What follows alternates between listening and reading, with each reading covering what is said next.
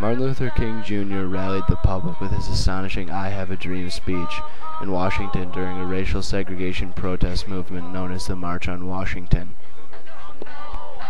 Supporters of Martin Luther King Jr. were extremely emotional about the change, and they wanted him to succeed to make life fair for everyone.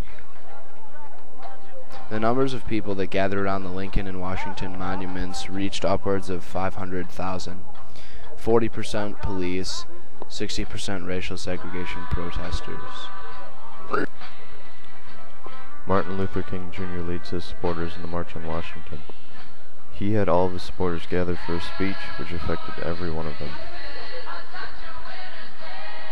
The protesters at the March on Washington protested as a group that was determined to end the segregation of African Americans.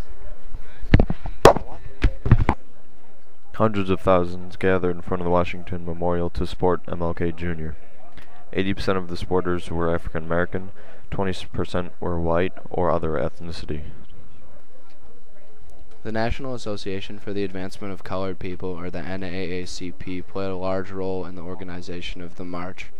Many other groups like this participated in organizing the march.